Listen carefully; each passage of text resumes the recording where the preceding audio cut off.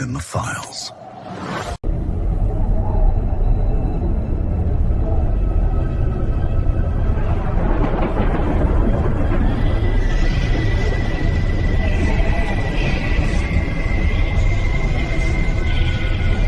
For over 3 years, one family in Tennessee endured a siege unlike any other.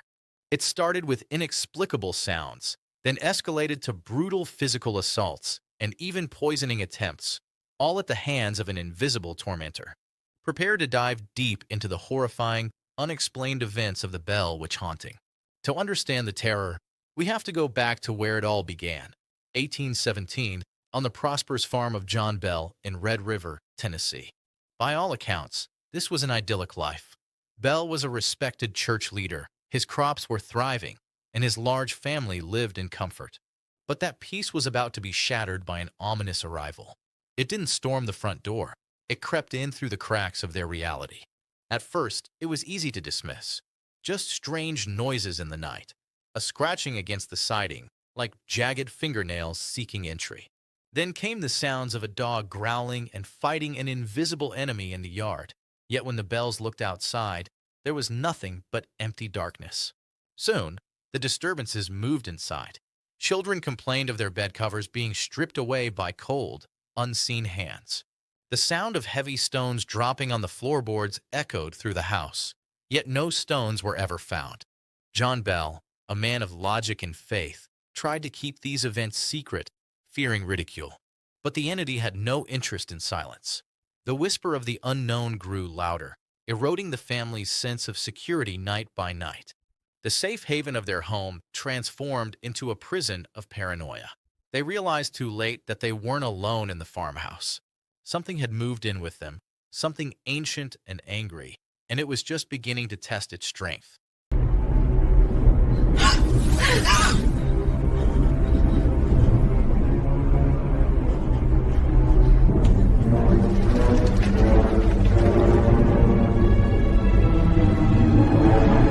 The nuisance phase didn't last long. What started as strange noises quickly mutated into a nightmarish siege, transforming the Bell home into a battleground. The entity ceased to be a passive observer and began to choose targets. Its malice focused intensely on John Bell's young daughter, Betsy. The attacks were no longer just frightening. They were brutal and physical. Betsy would scream in the night, waking the household as unseen hands relentlessly pulled her hair and slapped her face, leaving angry red welts that bloomed on her skin before her horrified parents' eyes. The entity wanted them to know it could touch them, hurt them, and there was nothing they could do to stop it. But the horror deepened when the entity found its voice. It wasn't just a growl anymore. It spoke.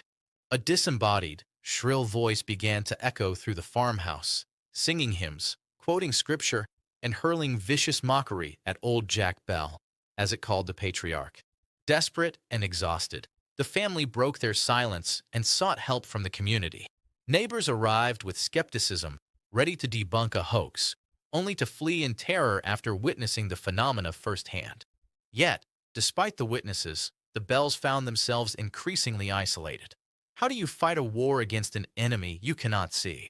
As the physical toll mounted and the entity's power grew, the community's fascination turned to dread, leaving the family alone in the center of a storm that was slowly destroying them from the inside out.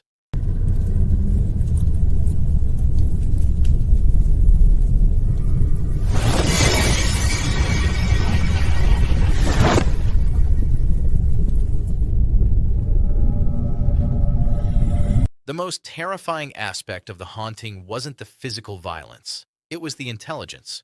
This wasn't a mindless poltergeist. The entity developed a distinct, malevolent persona, learning the family's weaknesses and adapting its torture. It craved control, and its ultimate target remained John Bell. As the months dragged on, the patriarch didn't just suffer from fear. His body began to fail him. He was plagued by a mysterious illness, swelling in his throat, facial tics, and an inability to eat, symptoms that flared up whenever the spirit was most active. The family watched helplessly as the strong farmer withered away, convinced that the invisible, which was slowly draining his life force. Then came the final, horrific blow. In December 1820, John Bell lapsed into a coma. Beside his bed, the family found a small vial of unidentified liquid. When tested on a cat, the animal died instantly. Suddenly, the disembodied voice crowed in triumph, booming through the room. I gave old Jack a big dose of that last night, and that fixed him. The prophecy of his doom was fulfilled. The entity hadn't just haunted John Bell, it had executed him. At his funeral, while the family mourned, the spirit reportedly laughed and sang drinking songs, celebrating its victory over the man it had hunted to the grave. They called it the Spirit of Tennessee, a voice without a body, a hand you couldn't see. For generations, the Bell Witch haunted this farm, and the stories she left behind are still pieced together like a puzzle of ashen paper. Deep in the annals of American folklore lies a chilling tale, one that has haunted generations and defied rational explanation, the legend of the Bell Witch. This infamous paranormal legend centers on the Bell family, who resided in the Red River community of Robertson County, Tennessee, between 1817 and 1821. John Bell Sr., a prosperous farmer, Revolutionary War veteran, and local justice of the peace, had relocated his family to a 328-acre farm in Adams, Tennessee, in 1804. He lived there with his wife Lucy and their 10 children, including their daughter Elizabeth, known as Betsy, who was just 11 years old when the terrifying events began in 1817. The disturbances commenced when John Bell, then aged between 65 and 70, encountered an unusual creature while hunting, a small, dog-like animal with the head of a rabbit that vanished after he fired at it. That summer, the family began hearing inexplicable knocking sounds on their log cabin's walls, which soon escalated into scratching, rumbling, and choking noises, mimicking animals fighting. By 1818, the phenomena turned physical. Invisible forces began to slap faces, leaving behind angry red handprints, yank bed covers from sleeping family members, pinch skin, and pull hair. Betsy, in particular, became the primary target, suffering bruises, scratches, and on one terrifying occasion, was choked unconscious by the unseen entity. In late 1819 or early 1820, the entity developed a clear voice. Initially a faint whisper, it soon grew booming and versatile, switching between male and female, child and adult tones. It quoted Bible verses, sang hymns, and even spoke in French, German, and Latin, demonstrating an unnerving breadth of knowledge. The entity identified itself as Kate, a name some believed referred to local neighbor Kate Batts, whom John Bell had a dispute with. However, it later claimed other identities, including a Native American spirit or a redeemed cave witch. The Bell Witch demanded its name stick and tormented the family relentlessly, often slapping John Bell up to 100 times nightly. It also predicted events with eerie accuracy, even revealing private conversations held miles away, proving its omnipresent and malevolent nature. John Bell's health began to deteriorate in the summer of 1820, marked by facial twitches, drooling, vision loss, and a disturbing blackened tongue. On December 19, 1820, he suffered a severe seizure. The very next morning, December 20th, John Bell was found dead in his chair at the age of 70. The entity, with chilling triumph, proclaimed, "I gave old Jack a big dose of that last night which fixed him." A vial of yellow liquid, later identified as containing mercury and other poisons, was discovered in the smokehouse. When tested on a cat, it caused severe illness, confirming its deadly nature. Hundreds of witnesses attested to the haunting, including neighbors, doctors, and attorneys. Even future U.S. President Andrew Jackson visited in the fall of 1820 with a witch-tamer crew. Their wagon inexplicably stopped on the road to the farm. Watches ceased functioning, horses panicked, and one man was slapped by an invisible force, forcing Jackson to retreat after the witch revealed his secrets. After John Bell's death, the witch's focus shifted to Betsy, vehemently opposing her engagement to Joshua Gardner. It would slap her up to 100 times nightly, once beating her so severely she couldn't walk for weeks. The wedding, set for 1821, was ultimately canceled due to the relentless torment. The entity vanished in 1821 but promised to return. It supposedly returned in 1828, lasting 2 weeks, revealing family secrets to John Bell's son Drury and even predicting the Civil War and Mexican-American War. Betsy eventually married Richard Powell in 1824, a tutor 13 years her senior, rumored by some to have been an accomplice of the witch. The Bell Witch didn't just fade away. She became the bedrock of American horror folklore. Her story has permeated our culture, inspiring movies like The Blair Witch Project and An American Haunting. Yet, despite all the books and films, the core of the mystery remains untouched. How do you explain the physical marks on Betsy? How do you explain the specific knowledge of private conversations held miles away? The legend persists because it defies easy answers. It sits in that uncomfortable space between history and nightmare, forcing us to ask, if it was a hoax, how did they pull it off? And if it wasn't, is she still out there? The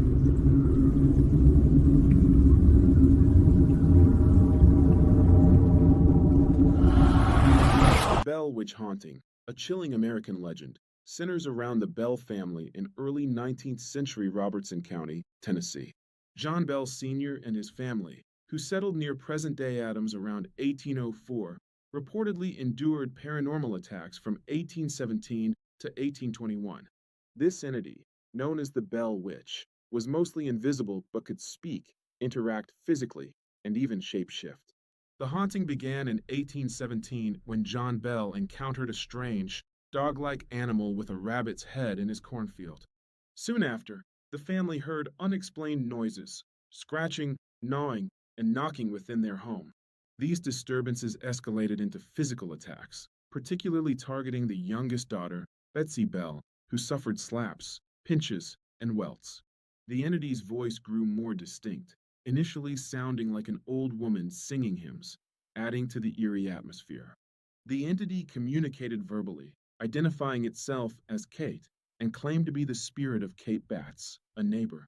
Kate Batts believed John Bell had cheated her in a land deal, providing a motive for the haunting. The Bell Witch displayed clairvoyance and the ability to be in multiple places simultaneously, terrifying the family. Its malice focused on John Bell and Betsy, aiming to prevent Betsy's marriage to Joshua Gardner. Some accounts suggest the witch was the ghost of an overseer murdered by John Bell in North Carolina, adding another layer to the mystery. John Bell's health rapidly declined, marked by paralysis in his mouth and difficulty swallowing. By 1820, he was confined to his house, where the entity tormented him further, intensifying his suffering. John Bell died on December 20th, 1820, a tragic end to his ordeal. Immediately after his death, a vial containing a strange black liquid was discovered. The liquid was tested on a cat, which died instantly, suggesting poisoning. The Bell Witch claimed responsibility for John's death, stating she administered the poison, a chilling confession. Some accounts even say the Bell Witch crashed John Bell's funeral, celebrating his demise by singing.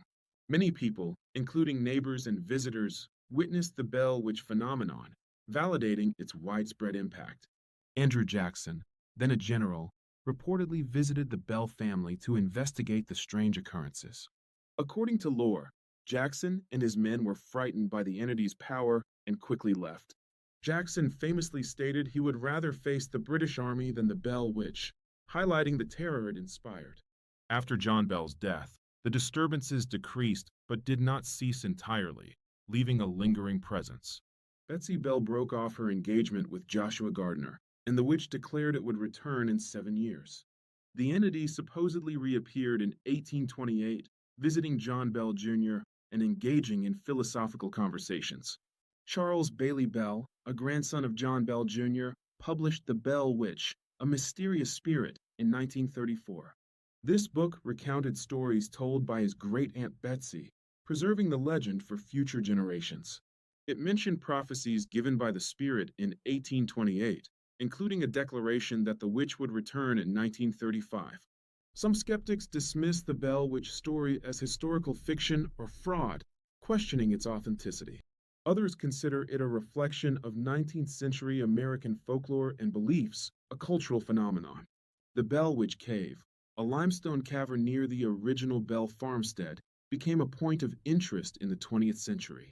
Although no definitive evidence links the witch to the cave, local tradition associates the spirit with the site. Visitors and paranormal enthusiasts report strange occurrences, unexplained lights, and disembodied voices in the cave. The cave has become a tourist attraction, drawing ghost hunters and curious travelers from around the world. The Bell Witch haunting has had a lasting impact on American folklore and popular culture. Martin Van Buren Ingram's An Authenticated History of the Bell Witch, published in 1894, solidified the legend. The story has inspired numerous books, documentaries, and films, including The Blair Witch Project and An American Haunting. The legend remains a source of local pride and fascination in Tennessee, with festivals, ghost tours, and historical exhibits. The Bell Witch story continues to be retold and reinterpreted, reflecting contemporary anxieties about family, gender, and the supernatural. Some modern theories propose the Bell, which was a poltergeist or a manifestation of repressed emotions within the Bell family. Despite widespread belief, inconsistencies and skepticism surround the events, with some researchers suggesting fabrication or embellishment. Others attribute the events to natural phenomena, psychological factors, or hoaxes, offering alternative explanations. Today, visitors can tour the Bell Witch Cave and a replica of the Bell Cabin on the original farm site. Paranormal investigations are conducted at the site, and the legend continues to attract attention from both believers and skeptics. The enduring mystery of the Bell Witch haunting continues to captivate, leaving us to ponder the thin veil between our world and the unknown.